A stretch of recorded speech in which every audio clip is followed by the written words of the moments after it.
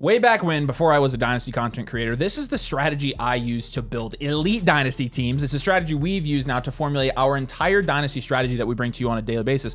But this is really the key. Like, I've never really done a video like saying, okay, this is exactly how we build Dynasty teams.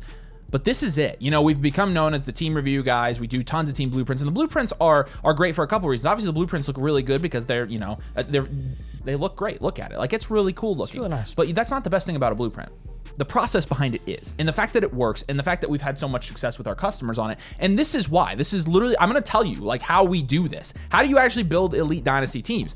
Because really, like, what Dynasty could be, and it's not wrong to play this way, but, you know, we can take the guesswork out of Dynasty a little bit, right? Because Dynasty, you know, if you're playing it kind of like you play fantasy football, which you can do this, and there's not the wrong way to play it, but you can play Dynasty and basically be like, I think this player's good, or I think this player's bad. I think this player's going to hit. I think this player's not going to hit. And just as a PSA, I don't think that's the wrong way to play it. You can play that way. It's more fun. You can evaluate rookies that way. It's more fun. I totally understand that. We play a little bit more analytically because Dynasty is, in my opinion, objectively easier when it's not a referendum on player talent all the time. Like, because who am I to say that I know this guy's good and this guy's not? Yeah, it's fun to have opinions. Everybody has them, even though I have those opinions. Those opinions are not the reasons I'm making my Dynasty moves. And so, you know, it's not wrong to play this way, but winning is easier when you're doing it our way.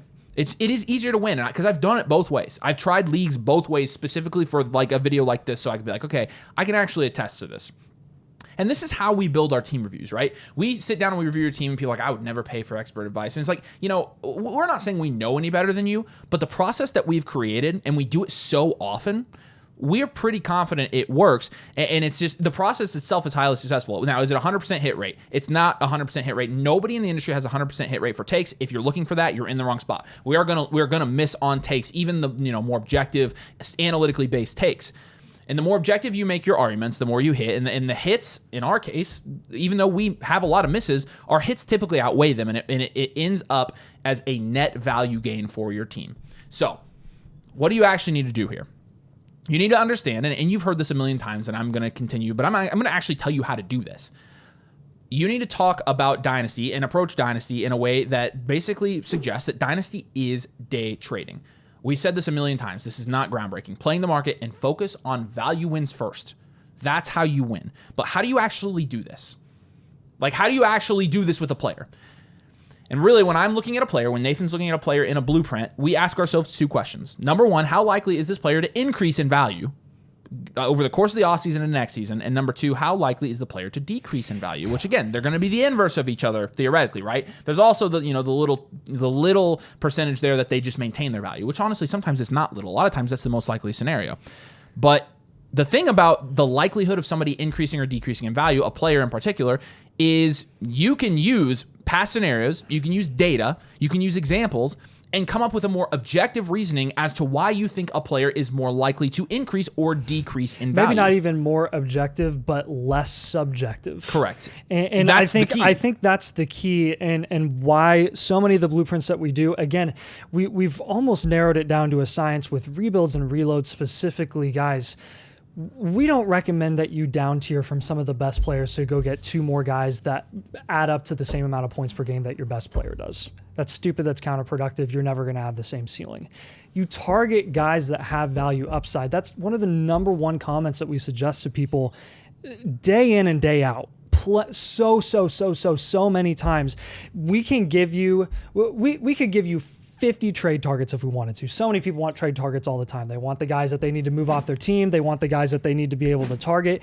They want the specific trade scenarios related to their league that we can give them so they can make these moves.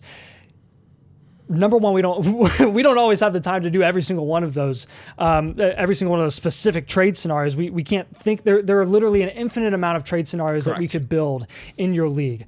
But what we can do is give you value ranges. And when we give you a specific player to target, we're saying for like a rebuild or a reload specifically, this type of player is more likely to increase in value than he is to decrease. So if you get him at a discount now, you're going to get a value win, which as a result is going to increase the overall value portfolio of your team so that you can get back to contention and get out of that rebuild or reload category, right? Because the goal is to eventually win your league. We don't want you to be stuck. So when we give you these types of targets, the increasing and the decreasing in value type of guys, and we recommend, hey, this guy's probably going to decrease in value, doesn't mean that he absolutely 100% is going to lose so much value when we say he is, but there's a higher chance than not that he's going to lose value. So go get someone who has value upside instead, who has not reached his value ceiling. And upside is really important. Again, it's not a perfect science either, because you could use this and say, okay, if you're saying don't buy any players that aren't going to increase in value, then by definition, you should never own or roster or buy Josh Allen, Jaden Daniels, Jalen Hurts, Lamar Jackson. But there's a caveat to this, right? Just because a player is at their value ceiling does not mean they're sell. Not in every single scenario. And you should not sell all players that are likely to maintain or decrease in value. Because if we're being honest, Brock Bowers is more likely to decrease in value than he is increased by a pretty long shot, because he's being valued pretty much at his ceiling for a tight end in Superflex leagues. Doesn't mean you're selling him. And whether or not a player is a sell, it doesn't matter about, then it gets to our secondary decision making, right? It doesn't matter whether they're going to increase or decrease in value. It becomes conditional and situational. It becomes conditional. And whether or not a player is a buy or sell for your team is entirely roster dependent, team archetype dependent, and 3-year outlook dependent. A good example of this, because we've been asked this, hey, why do you guys recommend down tiering so much? Well, you just watched us do 4 hard rebuilds in a row. And so we have done almost all down tiers, because it's literally the only thing you can do on a hard rebuild when you're in that bad a shape is down tier. There's not a better way to get out of a bad rebuild. And we've shown this time and time again. We've taken people out of rebuilds. Rebuilds are tough, guys. But Amon-Ra St. Brown on an elite value team, if it really is an elite value team, we're not down tiering from Amon-Ra. It's not hey, always down tier all the time. No, it's down tier when the situation calls for it. It's down tier when you have no other options. Because having elite guys like Amon-Ra St. Brown, like CeeDee Lamb, Justin Jefferson, Jamar Chase, I don't want to down tier from those guys. If I have a team that's good enough to hold those guys in Dynasty, we don't say to down tier. But again, whether or not a player is a buy or a sell is dependent on your team, your specific team, your archetype, your roster, what your 3-year outlook is, and if we think it would be the right move for your team. And so, buys and sells, they can be easier. We have it down to a science, but Dynasty is easy sometimes. And the reason is a lot of times the community makes Dynasty easy because they tell us which players to buy and sell. Mm-hmm. Yeah. So again, how can you kind of apply this game theory to just your everyday Dynasty play and the way that you interact with your league mates? Again, a lot of it just comes down to the buys and the sells, because the buys and the sells determine what trades you make. And the only way that you're going to make your team better is if you make trades, unless you're in a Dynasty Dinosaur League. But with sells specifically, make sure that the easiest sells that you can find are the ones where the hype is driving up their value. The easiest sells are the ones that you're not allowed to talk about, because you'll get destroyed for it. Because people say that you're stupid. Because people say that, oh, never in a million years would I ever, ever, ever sell this player. I'm keeping them. I'll overpay for them. If people love a player that much and they think you're stupid for selling them, that means you're going to be able to move off of them for a market value premium. And that's a value win, baby. That's how you win Dynasty. That's how you get your team to be more valuable than it was previously. Hype, absolutely 100% every single year drives up the value of multiple players. Bucky Irving. The only thing that can sustain value is consistent fantasy production.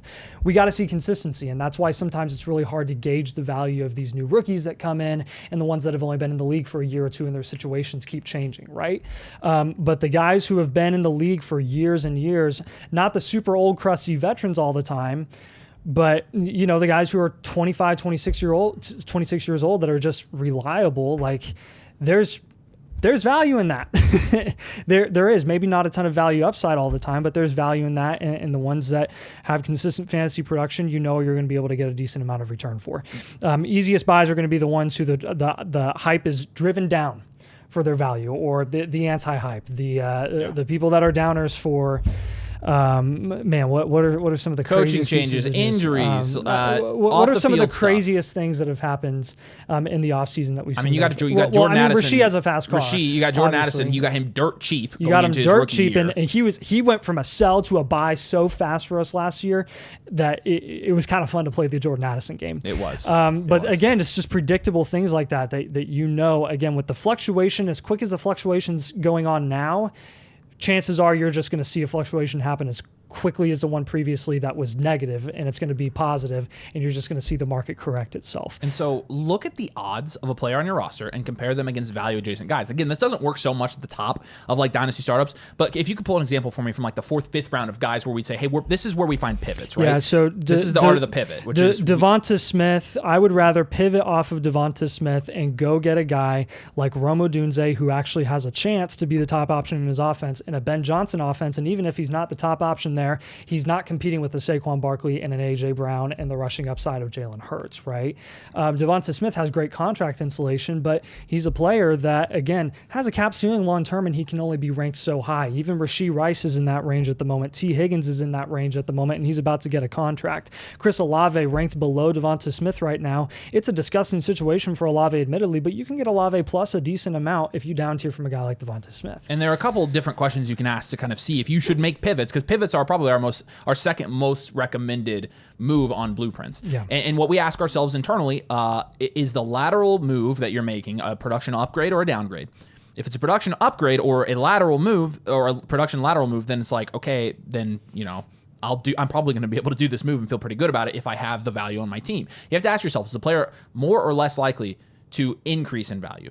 Or is the player, more or less likely to increase in value? And honestly, like, you know, in the case of Rome Odunze is more likely to increase in value than Devonta Smith is because he has a higher value ceiling, right? Yep. Chris Olave is more likely to increase in value just because Chris Olave is almost at his value floor at this point in his career. Even though Chris Olave has concussions, we know, but again, like the easiest buys, we know.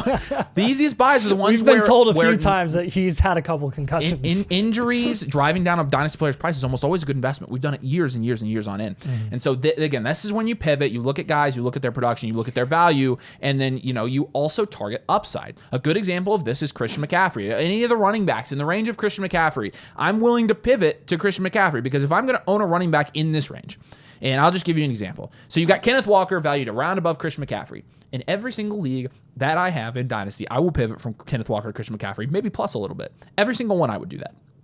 Every single one. Why? Because when you're looking at the upside and the ability to actually win you a league that Christian McCaffrey has compared to Kenneth Walker, it's not even close. And am I more confident in Kenneth Walker's 3-year outlook than I am Christian McCaffrey's? Call me crazy. Call me an idiot. I don't care. No, I'm not. Kenneth Walker has never finished higher than PPR running back 18 NFL. So that's an example of a pivot we would recommend. Well, you got to think about it contextually too. What's going to happen to a lot of those running backs in that kind of iffy range like Kenneth Walker when you've got probably 4 to 5 running backs that are going to get really good draft capital with really good situation this year that are going to be injected into the value of the dynasty community and how they value running backs. They're all going to jump Kenneth Walker. Yeah. And so some easy buy examples and why they're easy buys right now. And it's, again, because for the reasons that we have mentioned. Yeah. Rashee Rice, who I already mentioned in an example when we're moving off Devonta Smith. He's a guy that just is, regardless of whether you think it's going to take him a long time to come back and be his full self and healthy again, or not take as long since he got injured at the beginning of 2024. I don't really care. What I do care about is the closer and closer and closer we get to hearing the news that Rashee Rice is X amount of weeks away from coming back and playing, his value is just going to slowly increase, right? There's not enough wide receiver value that's going to be able to jump Rashee Rice in this year's rookie class that's going to merit keeping him, from increasing in value significantly. So Brandon Ayuk, same sort of situation, right? Yep. I don't really care about what Brandon Ayuk is or isn't going to do in 2025. People have asked us that a lot recently, and it's fair because he's one of the more common recommendations we have for reload specifically is go get Brandon Ayuk now for a value win. It's not because we think Brandon Ayuk is going to be a wide receiver 1 again. I don't even know if I'd ever go that far. I don't know if he's that type of wide receiver. We were big downers on Brandon Ayuk before he went down with the injury, and then he lost a ton of value. The thing with Ayuk is that he specifically, again, with Debo potentially out as early as this offseason and all those guys aging, again, you cannot have questions about Christian McCaffrey and questions about Debo Samuel and questions about George Kittle with their age and not be a fan of Brandon Ayuk's price. You can't. If you have questions about even one of those guys, you should be elevating Brandon Ayuk higher than he's currently being ranked. And then Chris Olave and CMC Avery kind of already mentioned. So. Yeah, and then again, sells here. Like, again, these are guys that they haven't really shown it with production, but the hype is driving them up. Kenneth Walker, never produced. He's never been a running back 1. He's never been a high-end running back 2, ever. He's played 3 years in the NFL. He's never done it. He's consistently been injured. Why is he still valued where he is? He's a sexy name on the Seahawks.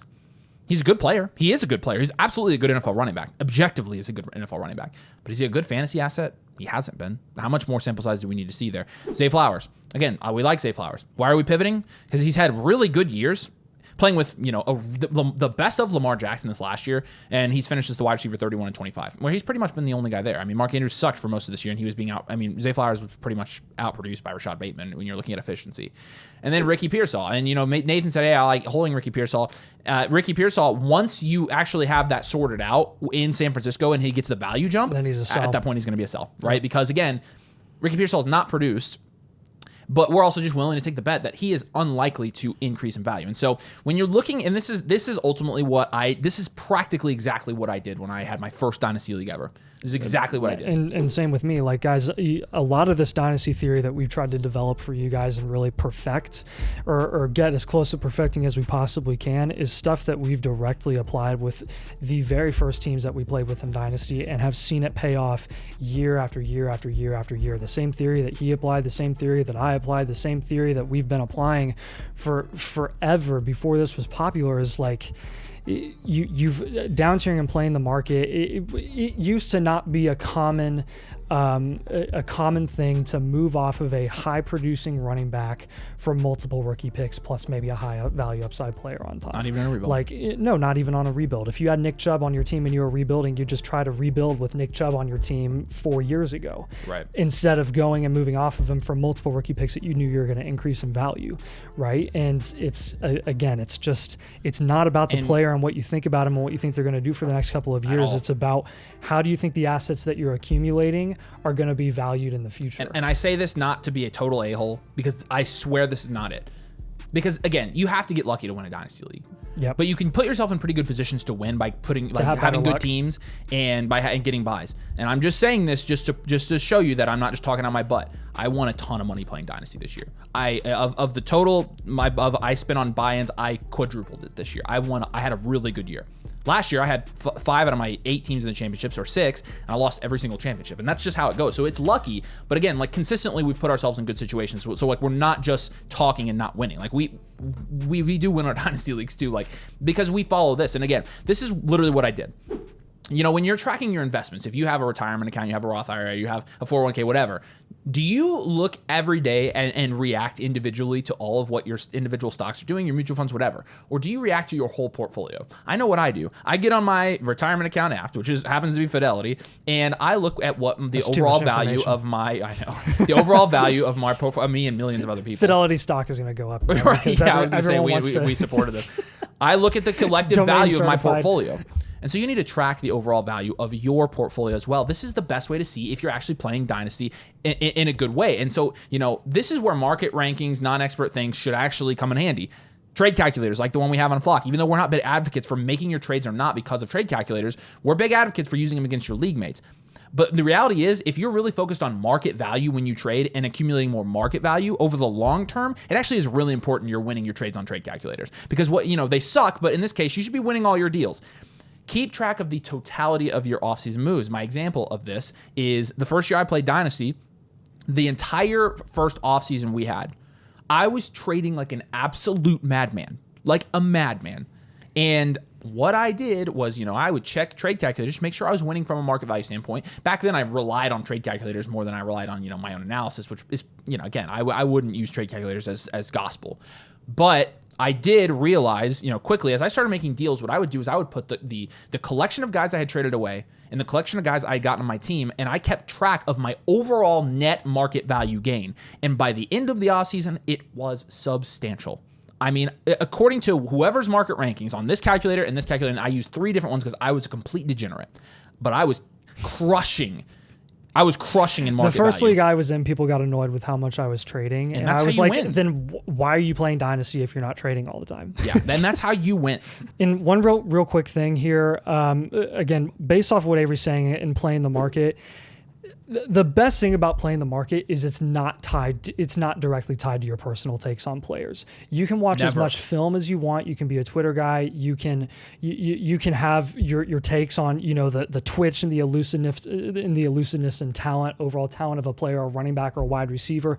We could give you film analysis all day long on every single player in the 2025 rookie class, 26, 27, 28. You know what playing the market does? It keeps you from having take lock on those players that you took shots on and missed on. Way too many people get married to players that they've been obsessed with since they were rookie prospects and have never hit, and then they get stuck into just trying to validate their own takes. And that's just not what Dynasty is about. And it's way less fun when you play Dynasty that way, in our opinion, because number one, you're not winning money, obviously, but number two, you're just stressing about the players that you've had so many different takes on. And we used to play like that. We used to play, and it was stressful. Like and so, how do I actually do this? Like, okay, do I go to trade calculators and type in every single player I've traded away and every single player I've gotten this offseason? If only there was a tool. If only there were two nerds who happen to have enough success with their little YouTube excursion to where they could actually invest some money and see, hey, let's create a tool where people can actually do this without having to actually do it. Well, we did that. And you've heard of it. It's the Infinite Blueprint.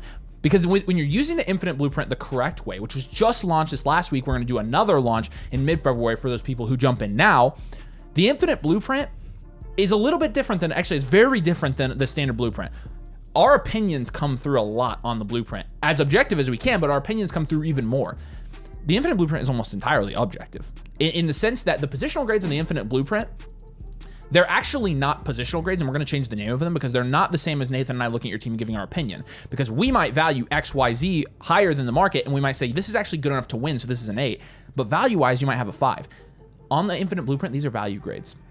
These are how valuable your team is. This is objective and standardized, and we've found ways to calculate that. Not going to tell you how, but we have. And so with that, you can track the objective value of your team over an entire offseason, over an entire season, over an entire 2 years by following the value grades on the Infinite Blueprint. And so when you're getting the Infinite Blueprint, don't look at it as like, oh man, they like my team less. No. Use it and compare it to last one and say, okay, my team has gone up in value. My team over the past 6 months has creeped up and I'm +1, +2, +1, +1 positionally in value. I increased my value by 50%, and you're gonna see that in your roster tier, right? The roster tiers are not the team archetypes. The roster tier is what of these 5 tiers does your overall value portfolio lie in? In terms of your direct contention in the league. How much total value do you have? And so what you'll notice is, as a rebuild, you should start moving up tiers. One thing that's going to clue you off on, hey, I can maybe start getting on my rebuild, is when you go from a hard rebuild or a rebuild team archetype to maybe a reload, and then to maybe a competitive team, or anything like that, championship, elite. And then championship, and then so as you're doing a rebuild, what you should see on your Infinite Blueprint as you get it every single month, because again, find me another team review product that gives you an update every month. You're not gonna. And ours is not only, it looks cool, whatever. All of this theory I just ranted to you about for way too long is behind all of this. Why? Because we're idiots. And by idiots, I don't mean we don't know anything. We're legitimately the biggest nerds you're ever gonna meet when it comes to this stuff. I mean, I could sit and write a book about this. I practically did in this video prep. All of these concepts go into what we're doing for you. And so it's not just, oh, cool, look, it looks awesome, it's a blueprint. No. We do this so much, and we're so passionate about it, we put literally everything we have into this. It's not some secret formula that we want to hide either. Because what we want you to do... We want to help you win your leagues. We want, that's exactly right. We want you to win your leagues. And so rebuilders, set goals for your value grades, and the sum of them as, track your Infinite Blueprint progress as you go on, and see, hey, am I moving out of my rebuild? Am I getting more value on my team? And look to move up roster tiers. It's a sign that your overall value is increasing. And we talk about that word all the time, value. Value is important. Value is everything. We talk about playing the market. You knew all that. That's specifically, again, if you made it to the end of this video, you have to tell us in the comments that you're a certified nerd like us, because that was not a very easy video to get through. But eventually I wanted to come out and just say, like, look, we're not just pulling crap out of our butt when we're telling you to buy this player or sell this player, or this is your, no. This is the real deal for us. It's details, it's data. It's not Dynasty domain, it's details and data. That's what it is. So DD, that's right. You know how to get one of these. We talk about it every episode. I didn't even plug it in the middle of this because it's linked in the description. It's linked in the comments. But you know, we've said it a million times. flockfantasy.com/domain. Again, get the membership because you get access to us. You get access to the live Q&As. You get the Discord community, which is huge for making trades. Giant. Our best resource for people making trades is the Discord. 100%. We have the best community, the biggest community in Dynasty, and frankly, I don't think anybody can rival the amount of value we're giving you from a personalized advice standpoint. Not even close. The blueprint is awesome. The infinite blue, and again, we sell enough of these. I'm not trying to just sit here and be like, hey, definitely get one. But I am telling you, like, you know, we think about this stuff and it matters to us, and we are in the details. I've mentioned that before. We are definitely obsessed with details. And so, like I said, flockfantasy.com/domain, the annual Motherflocker is going to get you that. It's going to get you set up with the entire gamut of things to make sure you're winning your leagues this offseason. Wow, drop a like. Make sure you're subscribed. Again, probably a boring video for a lot of casual Dynasty players, but if you're a nerd, you probably liked this. So if you want to win your leagues, you probably like this. And again, I like winning my leagues because winning money is cool. We appreciate you guys. Thanks for joining us, and we'll see you later.